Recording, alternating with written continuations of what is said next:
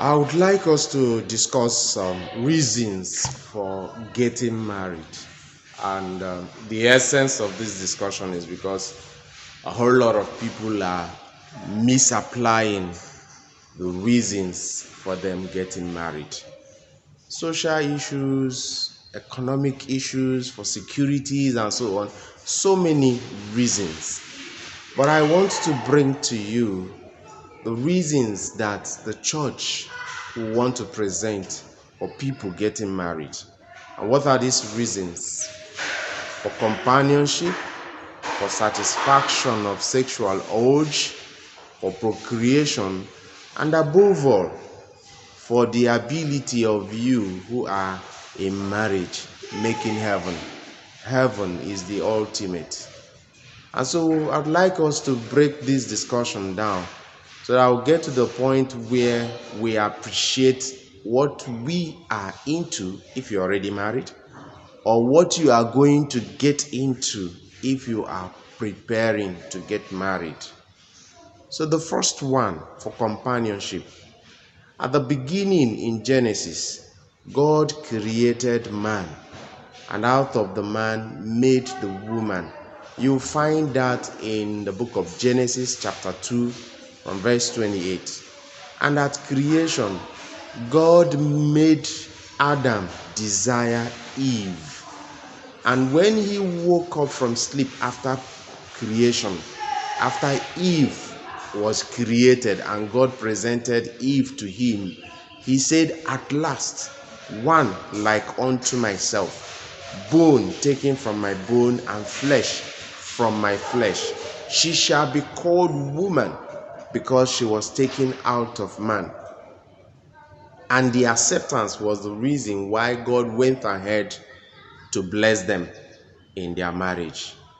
And so companionship stands out as the reason why people should get into marriage. What are the implications? What does that indicate? One, companionship allows for the understanding of oneness.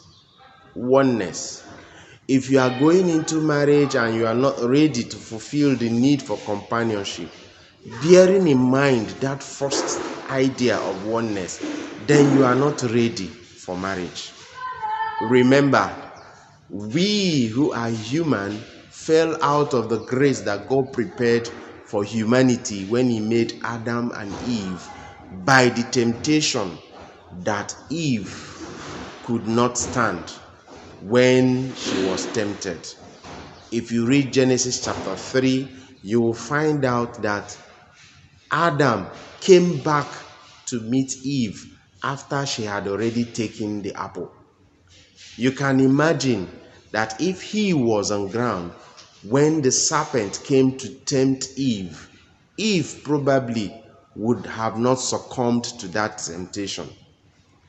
That is what companionship will give you the urge above those who are not following the need of companionship for getting into marriage. And so you get married to somebody whom you have chosen, whom you have accepted to live the rest of your life with. The another implication is that no one is superior to the other in companionship, in marriage. Yes, we understand that by our custom and tradition, the man provides the money for every arrangement. He does everything. And at the end of this arrangement, the woman is given to him in marriage. But brother, let's be realistic. If you want to live the rest of your life with the understanding that you are the Lord and the master of your marriage will not work. There is the ideal position of seeing oneness in equality. But that does not mean you are not going to be respected.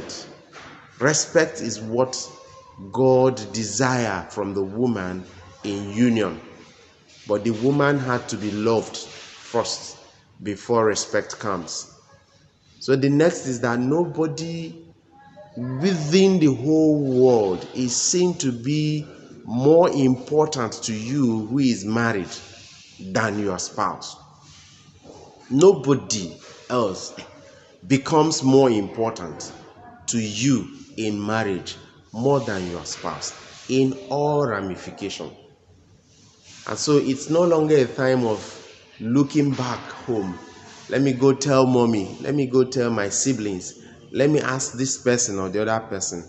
The person you need to ask, the person you need to tell is your spouse. Nobody else is more important. And so if there is any discussion that you need a third party into, leave it out. Unless the two of you can face the third party to talk about it. When you see a spouse, when you see a couple who fulfills this first drive of companionship, you see perfect unity in them. Nobody can come between them. It's like having a very close embrace with someone. You will do that and nobody has a space to pass through. It's even shameful that you see newly wedded couples, they are dancing at their reception and there are a lot of gap running into feet, and people are all around them, facing them and dancing with them, and not them who have wedded dancing with themselves. It's a shame. That shows there is no oneness. And so companionship is important. And so next we move to satisfaction of sexual urge. We are human. There is no doubt about it. That when as a person you stay within the confines of a place with an opposite sex, there is a desire in you. A desire in you to go for sex. It is normal. It's natural.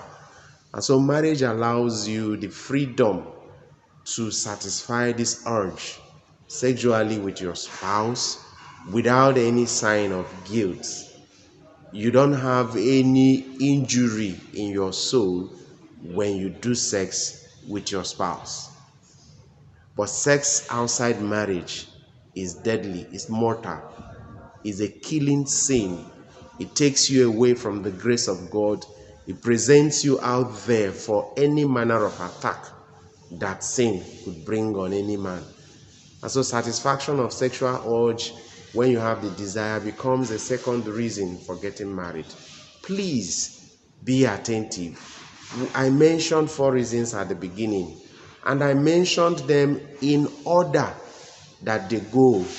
And so when you satisfy sexual urge, naturally conception will follow. And that is the third reason for getting married, for procreation. Joining hands with God in fulfilling his desire of replenishing the earth and filling it. It can only be done judiciously in marriage. And some people will argue, but outside there are people who don't get married to anybody and they have their children. Yes, they do. Beautiful, they have their children. They are procreating. But the ideals of marriage are not there. The right frame of family has not been established. And so you find miscreancy among those children that are being produced outside the confines of a family, outside the confines of a marriage. Procreation, yes. I will also want to beg for those who are ideally satisfying the sexual urge, but there is no conception to show for it. My appeal is that you start the race of rectifying whatever is the issue early enough. Start it early enough. To my brothers, I will advise, it's not a time to say, okay, madam, go see the doctor. No, both of you are the ones in this cycle. And so both of you should do everything you need to do together, jointly, to ensure that you come out of the quagmire, you come out of the difficulty. And so if there is going to be medication, it's for the two of you. If there's going to be tests to run, it's for the two of you. If there's going to be counsel and advice that will come, it's for the two of you. Don't take it that you are the one who is bringing out the money, therefore you load it on her to instruct her or direct her what to do. I will also advise that you don't wait for too long. If you are newly married, don't wait for too long. If 7 months is down the line and you are sure you are doing it fine, the best you can, the second reason for getting married, which is satisfaction of sexual urge, and there is no conception, it is an ideal time to go see a good doctor. So that every advice that will come from it, every test that you need to undergo, will start early enough. Don't be panicky. It might not come as fast as you want it to come, but remember, God is in it. And if you are finding it difficult to conceive, even when you have done everything you think you ought to do, seek the face of God still. Companionship, satisfaction of sexual urge, procreation. 3 reasons that I've mentioned already. And the fourth one, which is making heaven, happens to be the height of it. I wish it would be possible for me to turn the table so that it comes up as number 1. Our Penal Catechism will teach us that the reason why God made us is for us to first know Him, to love Him, to serve Him in this world, to be able to spend eternity with Him after life. But let me ask you, who is listening or viewing this video, have you ever seen God before? Obviously, the answer is no. And so how possible will it be for you to love someone you've not seen, to serve somebody you've not seen? It's not possible. And so your spouse becomes for you that channel that God desires that you use, that ladder that God has provided for you to use to be able to get to heaven. And so service to your spouse becomes service to God. Knowing your spouse becomes knowing God. Everything that you do in marriage that is devoid of interest of spending eternity in heaven has made your marriage null and void from the beginning. You should consider that as being very, very important. Making heaven. Heaven is the ultimate. And so, if your marriage that you are intending cannot give you the privilege of getting to the highest interest of human creation, which is making heaven, there will be no need for you to go into that marriage.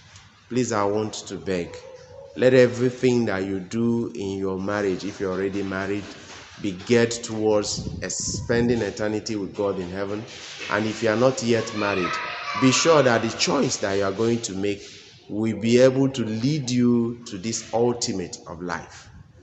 And if you are the one who will wait for somebody to propose to you to give consent, be sure that this person who you are waiting for his proposal will lead you hand in hand to heaven.